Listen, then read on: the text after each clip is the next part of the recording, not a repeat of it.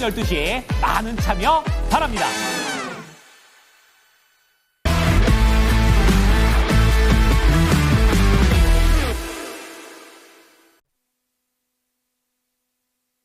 네, 이슈 딥다이브로 이어가겠습니다. SB인베스트의 이주호 본부장 나와주셨고요. 저희 타이탄 파트너스 윤여민 이사 두 분과 함께하겠습니다. 어서 오세요. 네, 안녕하세요.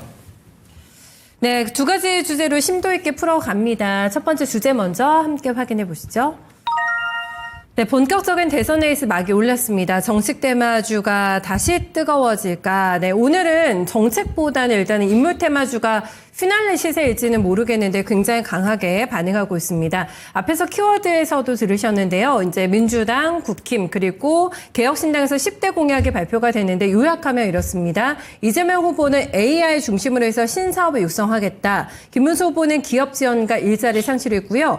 지금 이준석 후보 같은 경우에는 일 잘하는 작은 정부를 얘기하면서 지금 정부 개편을 강조를 하고 있습니다. 이런 가운데서 지금 상한가 나오고 있는 종목들이 일단 김문수 후보주 쪽으로 많이 나오고 있고요. 그리고 정책 테마주 쪽에서는 이재명 테마주가 거래 대금에 많이 동반하고 있다는 큰 틀을 확인해 볼 수가 있겠습니다. 계속해서 이쪽으로 관심이 더 많아질 것 같은데 시장 주도할까요? 네, 당분간 이제 대선 레이스가 20일 가량 남아 있잖아요. 그동안 계속적으로 변동성을 보일 것으로 예상을 하고 있습니다. 특히나 지금 후보들의 어쨌든 공약이 나왔고 그 다음에 이제 선거 운동을 하면서 이제 나올 메시지들 네. 이런 것들에 따라서 지금 변동성이 커질 것으로 예상을 하고 있기 때문에 좀 보시면 좋겠고 특히나 국민의힘 쪽 같은 경우는 계속적으로 잡음이 많았어요. 많았는데 그 안에서 어쨌든 일단락이 된 상황에서 김문수 후보의 어쨌든 공약은 나왔고 이제 토론이라던가 아니면 뭐 어떠한 메시지 뭐 예를 들어서 갑자기 어디 가가지고 이재명 후보처럼 저기 뭐 대선 출마 선언을 한 다음에 필요사 방문해가지고 관련주들 올라가듯이 이제 김문수 후보도 어디에 가가지고 뭔가를 메시지를 던질 때 그거에 대한 강한 반응이 나올 가능성이 높습니다. 그렇기 때문에 보시면 좋겠고 좀 만약에 이쪽 변동성에서 나는 좀 불편하다, 나는 좀 변동성은 좀 싫다 이러시는 분들은 오히려 공통적으로 지금 대선 후보들이 얘기하는 쪽으로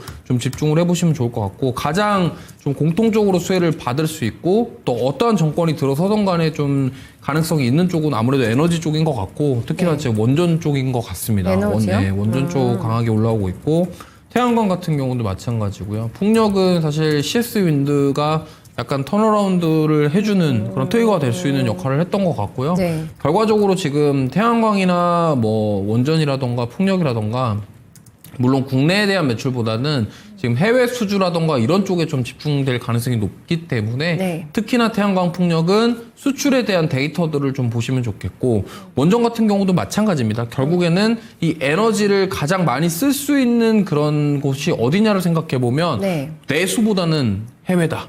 이렇게 좀 접근해 보시면 좋을 것 같고 아무래도 전반적으로 이런 정책 테마주 안에서 좀 변동성이 가장 클 가능성이 높기 때문에 이 점을 좀 주목하시면서 대응해 보시는 게 좋을 것 같습니다. 네, 원전이 체코리스트 리스크 한번 발생해가지고 조금 흔들렸었잖아요. 네, 요게 이제 정책주로 계속해서 갈 수 있다라는 멘트 언급해 주셨기 때문에 오히려 조금 밀렸으면 기회가 될 수 있겠다는 생각이 들고 공통분모로 본다면 저희가 증권하고 AI도 같이 조금 떠오르거든요. 괜찮겠습니까? 네, AI도 뭐 사실 이재명 후보가 강하게 언급은 하고 있지만 이게 어떤 정권이 들어서더라도 지금 AI 산업 자체를 뭔가 육성을 하고 이런 움직임이 분명히 나올 것이기 때문에 이 부분도 역시나 공통적인 수혜주다. 물론 이제 이재명 후보가 더 강하게 언급하는 건 맞지만 그래도 누가 되던 간에 상관없다. 이렇게 보시면 되겠고 증권주라던가 이러한 지금 금융 쪽은 밸류업에 대한 기대감도 있어요. 그러니까 뭐 일자리는 사실 총선이라던가 이런 대선 할 때마다 단골 손님인 거고 그 외에 이제 볼 만한 게 밸류업이거든요. 그러니까 밸류업과 관련된 그러니까 뭐 지주사라던가 아니면은 과거에 지금 밸류업으로 많이 올랐던 종목군들 있잖아요. 저PBR 관련 종목군들. 그런 종목군들은 대선 끝나고 나서 아무래도 이 얘기가 저는 나올 가능성이 높다고 생각을 해요. 그러다 보니까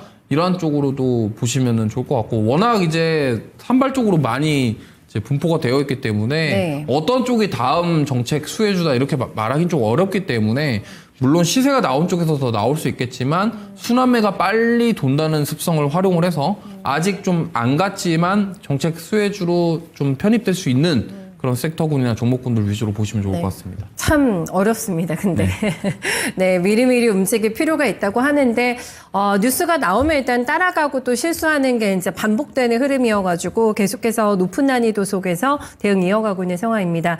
이사님의 시각 어떠세요? 네, 오늘 같은 경우는 일단 인맥주가 살아 있거든요. 그리고 이제 정책 테마주 다음을 노려야 되는데 거의 다 이제 범위는 나왔다고 봐야 될까요? 뭐 일자리, 뭐 AI도 한번 다 움직였었고 오늘 거래가 많은 거는 에르코스가 거래 많아요. 마음 AI 그리고 포바이포, 웹캐시 이런 게 거래 대금 많이 싣고 있는 상황인데 어떻게 집중해서 이 부분을 저희가 공략을 해야 될까요? 네, 결국 이제 대선이라면 결국 이제 인물과 정책주로 나뉜다 볼 수 있을 것 같은데 사실 이제 인물 관련된 종목들 같은 경우는 어떻게 보면 연결고리 자체가 그렇게 논리적이지 못합니다. 뭐 어디 출신이냐 혹은 뭐 어느 학교를 나왔니 이러다 보니까 이와 관련돼서 사실은 좀 연결고리가 약한 제가 볼 때 논리적으로 좀 그렇지 않은 상황에서 사실 이 후보들 간의 입지가 상당히 좀 빠르게 변하고 있거든요. 경선을 하면서 어쨌든 간에 이렇게 뭐 당선되고 탈락되고 이러다 보니까 이와 관련돼서 좀 급등락이 좀 너무나 강하게 나오는 어떤 것이 좀 특징이 아닐까 생각을 하는데 뭐 그런 측면에서 사실 개인 투자자분들 같은 경우는 좀 조금 좀 매매하기 쉽지 않은 상황이라고 말씀드릴 수 있을 것 같고 특히 이제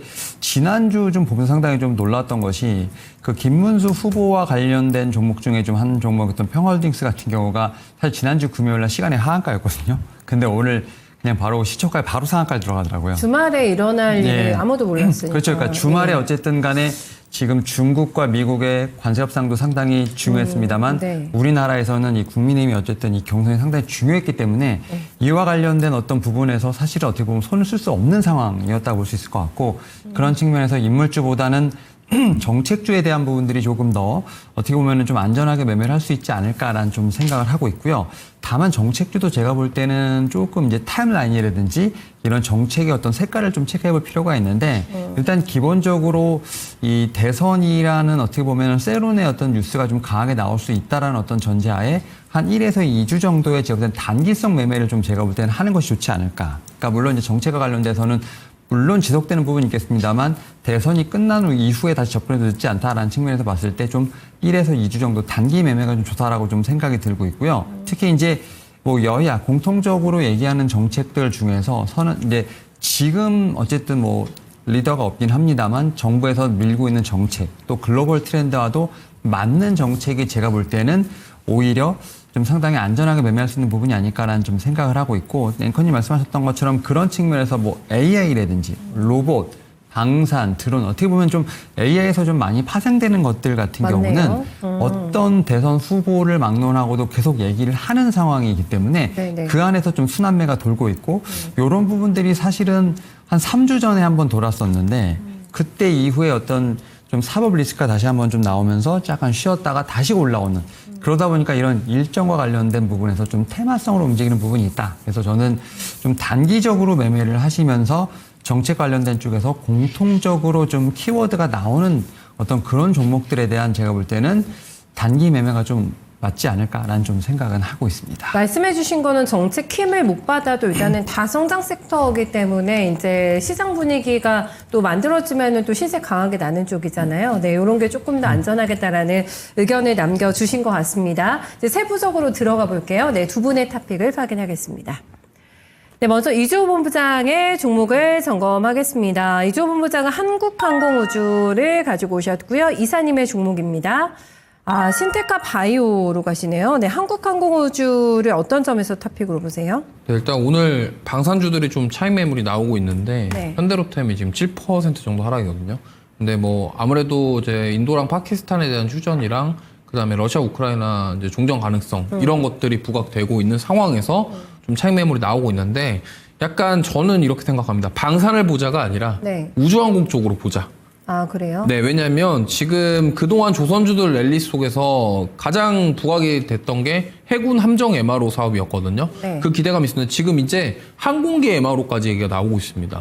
그러면은 만약에 항공기 MRO가 사업이 진행이 된다. 이 기대감이 결국에는 우주항공 쪽으로 이어질 가능성이 높거든요. 그러면 우리나라에서 사실 이런 항공기에 대한 기술력을 가지고 있는 기업이 몇 안 되는데 한국항공우주가 바로 그 중에 하나라고 생각을 하고 있고 네. 사실 만약에 지금 방산 3대장이라고 불리는 하나에어로스페이스, 현대로템, LIG-넥슨이 차익 매물이 나오면서 조정이 나오기 시작한다. 그럼 물론 이제 한국항공우주도 같이 조정 나올 수 있겠습니다만 결국에는 이 항공기 MRO에 대한 이슈가 부각이 된다. 그럼 사실 우주항공청이 생긴 지도 얼마 안 됐잖아요. 그럼 정부에서 드라이브를 강하게 걸 가능성이 높습니다. 그리고 협상의 카드로 이런 MRO, 그러니까 항공기 MRO까지 연결될 수 있는 가능성이 높기 때문에 저는 그에 대한 대장격이라고 볼 수 있는 한국항공우주를 좀 보시면 좋겠고, 역시나 이제 신규 수주부터 시작해서 성장에 대한 부분들, 그러니까 올해 말부터 내년까지 본격적으로 성장기에 돌입할 것이다라는 전망이 계속 나오고 있고,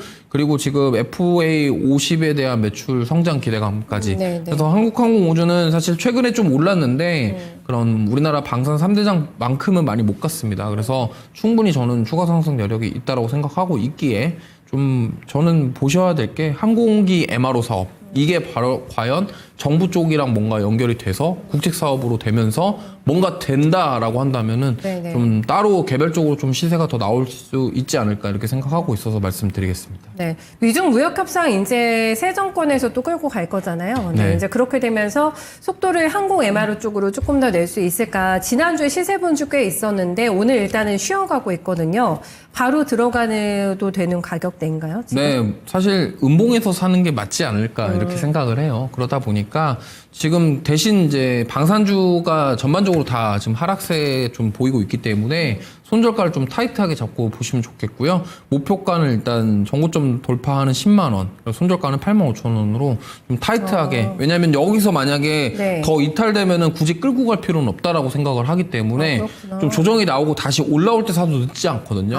그래서 만약에 여기서 반등이 바로 나올 가능성도 있기 때문에 공략을 해보되 손절가를 좀 타이트하게 잡고 대응해 보시면 좋을 것 같습니다. 네, 전략 포인트 예의주시해서 일단 손절선 타이트하게 나가거든요. 다시 잡아도 되니까 손절 잘 잡고 대응하자 얘기해 주셨어요. 위로는 10만 원 보고 있습니다.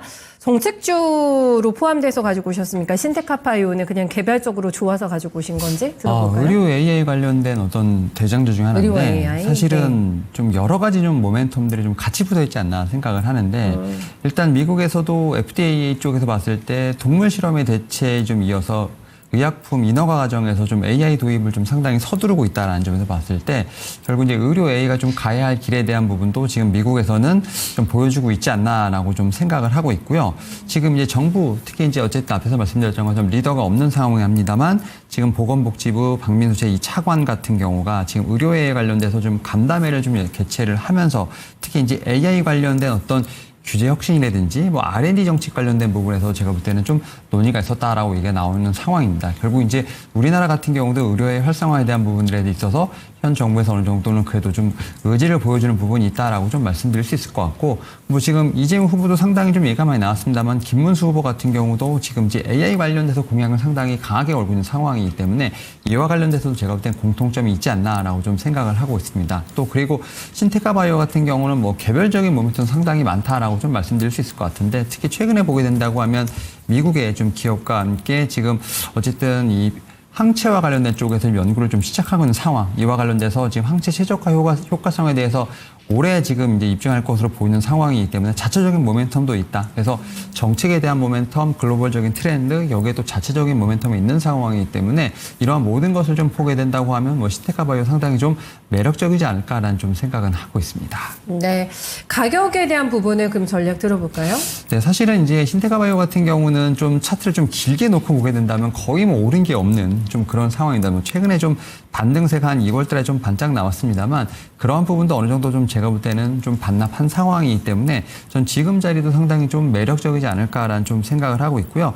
다만 좀 9,000원대, 지금 2월 달에 좀 세웠던 좀 약간의 좀 전고점 비슷한 이 부분을 좀 넘어가는 게 좀 1차적으로 중요하지 않을까 생각합니다. 이에 따라서 1차적으로 9,000원을 넘어가는지에 대한 부분을 좀 체크해볼 필요가 있지 않을까 생각하고 있습니다. 네, 알겠습니다. 신테카바이오까지 들어봤고요. 다음 두 번째 주제로 넘어가겠습니다. 네, 이거 얘기해봐야 되겠죠. 미중 간의 무역 협상에서 긍정적인 신호가 나오게 될까 전 세계 글로벌 증시가 다 주목하고 있습니다. 난타전에서 이제 봉합으로 이제 모양새가 번져가는 상황인데 아직까지 공동 성명문은 나오지가 않았거든요. 구체적인 내용을 확인하고 조금 더 전략 포지션 명확해지지 않을까 싶고요. 방금 나온 소식에 의하면 일단은 경제 대화 기구를 양측에서 신설하기로 합의가 됐다고 하네요. 그리고 조만간 합의문이 발표가 되기로 하는데 무역 리셋 작업, 새 판짜기에 돌입했다라고 볼 수가 있을 것 같습니다. 이주 본부장님, 시장에서 긍정적으로 계속해서 재료로 작용해주게 될지 어떤 내용 구체적으로 나올 거라고 보세요? 일단 사실 트럼프 대통령이 물론 이제 겉으로는 표현을 하지 않았지만 미국의 빅테크 기업들과의 뭔가 논의가 있었을 것 같습니다. 왜냐하면 네. 애플도 그렇고 엔비디아도 그렇고 AMD도 그렇고 약간 중국 시장이 없으면 기업의 수익성이라던가 이런 거에 지금 막대한 문제가 생길 수 있기 때문에 그 말을 사실 트럼프가 물론 처음에는 되게 강하게 나갔지만 이거를 사실 강구할 수는 없다라고 생각을 하고 있거든요. 그래서 아무래도 좀 긍정적인 결과가 나올 것으로 좀 예상을 하고 있고, 구체적인 내용은 좀 봐야 되겠지만, 아마 예상은 이제 현지 시간 12일, 그러니까 우리나라 시간으로 이제 이따가 자정 넘어서 새벽쯤에 네. 어떤 얘기가 나올 것으로 예상을 하고 있는데, 결국에는 지금 여기서 가장 중요한 포인트는 미중 갈등, 그러니까 무역전쟁 속에서 가장 피해를 많이 봤던 섹터가 어디냐를 좀 보시면 좋을 것 같아요. 가장 많이 피해를 본 게 반도체죠. 그쵸. 그러다 보니까 지금 반도체, 오늘 삼성전자도 지금 계속적으로 상승폭을 키워가고 있는 상황이고요.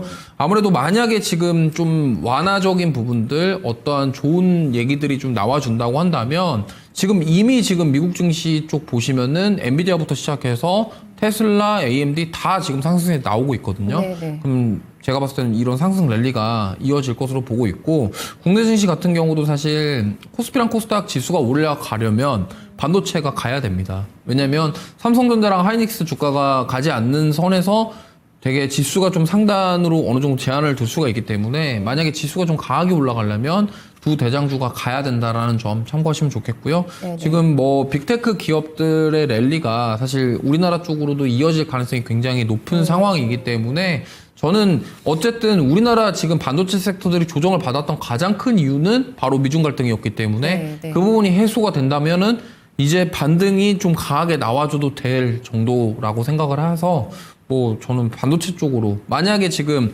많이 올라간 종목군들 따라가기 좀 부담스럽다 네. 하시는 분들은 반도체 지금부터 좀 집중적으로 보시는 게 좋을 것 같습니다. 네, 빅테크들이 쓴소리 최근에 많이 쏟아냈습니다. 이렇게 자꾸 이거 통제하면 우리 중국에 밀릴 수밖에 없다라는 목소리를 냈기 때문에 트럼프 대통령 반드시 그 멘트를 참고했을 거다라고 얘기하면서 반도체 쪽에 대한 매수를 권고를 해주고 있습니다. 이사님은 어떻게 보세요? 지금 거의 다 이 협상의 멘트가 미국 측에서 나오고 있어요. 근데 중국은 뚜렷하게 멘트가 나오지 않아서 우리 미국 없어도 된다, 공급망 독립 가속화하고 있는 상황이라서 중국의 멘트가 어떻게 나와서 합의문이 어떻게 나올지가 궁금한데 조금 미적지근한 것 같아요. 중국에서는 멘트가 어떻게 보고 계세요? 이게 아무래도 좀 협상의 좀 스타일이 좀 다르기 때문이 아닐까 생각합니다. 네. 트럼프 대통령은 이제 전 과정에 다 이제 어쨌든 개입을 하면서 본인의 어쨌든 치적을 좀 어느 정도 좀 올리는 좀 그러한 협상의 스타일이라고 한다면 지금 이제 시진핑 주석 같은 경우는 마지막에 그냥 사인을 하는 좀 그러다 보니까 중국과 미국의 어떤 협상 전략 자체가 좀 상당히 다르지 않나라고 좀 생각을 하고 있고, 다만 중국에서도 지금 미국과 마찬가지로 상당한 진전은 있었다라고 좀 얘기는 했습니다. 다만 이제 실질적인 어떤 합의가 있었는지에 대한 부분들은 분명히 체크해볼 필요가 있지 않을까라는 좀 생각을 하고 있고, 이런 부분들은 이제 오늘 밤에 좀 체크할 필요가 있지 않을까 생각을 하는데,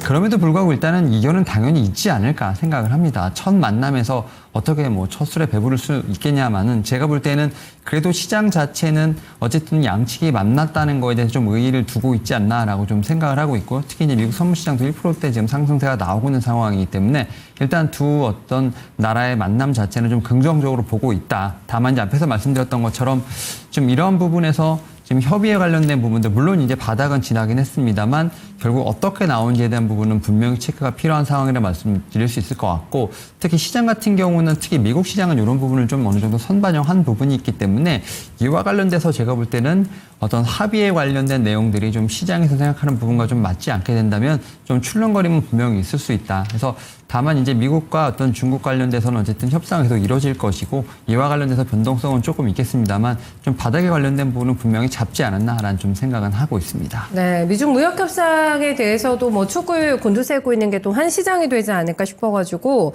1,400원대에서 조금 오늘 왔다 갔다 하거든요. 네, 환율 방향성 어떻게 보세요, 이사님?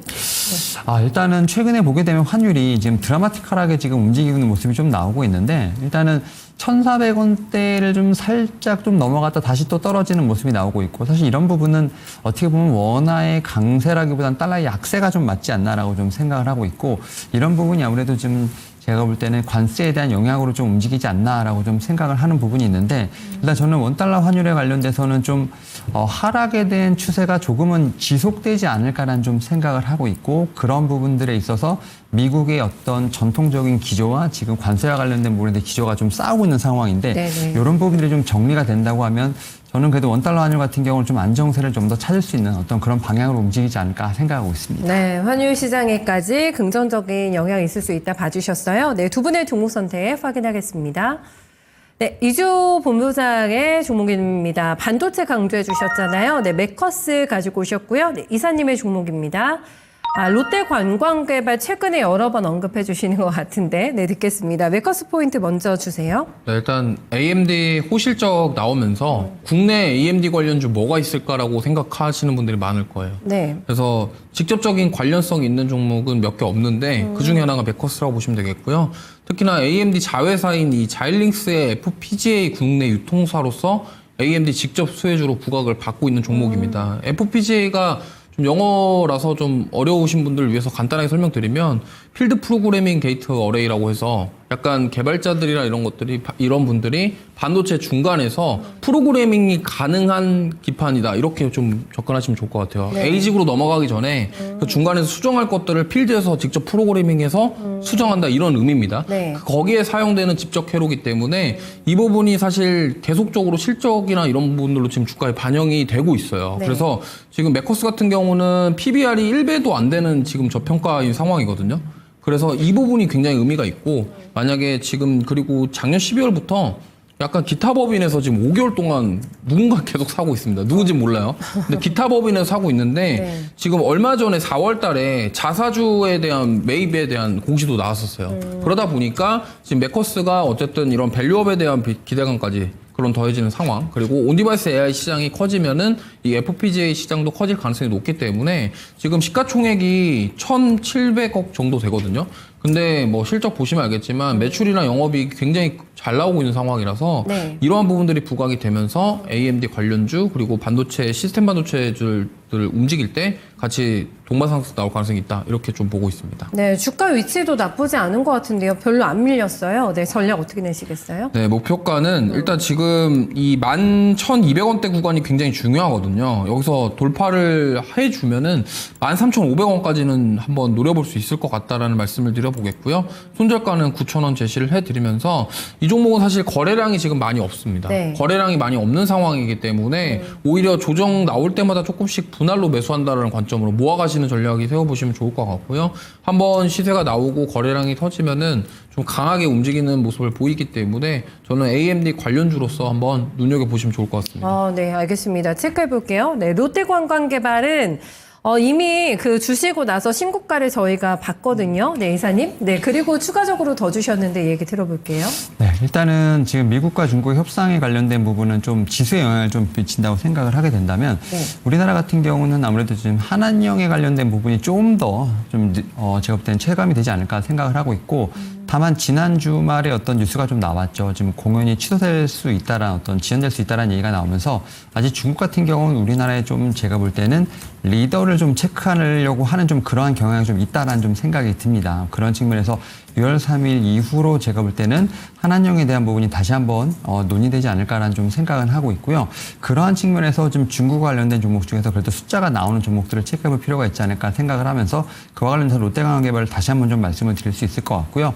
결국 이제 우리나라 같은 경우는 중국 쪽에 어쨌든 뭐 3분기부터 무비자에 관련된 부분도 단체 관광의 무비자에 관련된 부분도 얘기를 하고 있는 상황이기 때문에 충분히 제가 볼 때는 이런 한한령과 관련된 부분도 분명히 영향을 받겠습니다만 좀 수요 측면에서 봤을 때 작년부터 올라가고 있는 카지노에 대한 업계에 대한 제가 볼 때 긍정적인 뷰는 여전히 유효하지 않나라고 좀 생각을 하고 있습니다. 네, 지금 구간에 잡아서 기대 수익이 얼마 보실지 전략 들어볼게요. 일단은 저는 뭐 일봉보다는 좀 주봉을 좀 체크해볼 필요가 있지 않을까라는 좀 생각을 하고 있고 지금 주봉상 보게 되면 가장 좀 제가 볼 때 매물대 구간이 좀 겹겹이 쌓이는 게 한 14,000원대 구간이라고 좀 생각이 들거든요. 그래서 1차적으로 지금 14,000원대까지 하면 다시 한번 좀 반등세를 누리면서 일단 지금 가격보다는 한 20에서 30% 정도의 어떤 업사이드는 충분히 있지 않나라는 좀 네. 생각은 하고 있습니다. 길게 보면 또 부담스럽지 않은 가격대이기 때문에요. 네, 14,000원까지 도전 가능성 네, 언급해 주셨네요. 네, 오늘 말씀 잘 들었습니다. 고맙습니다.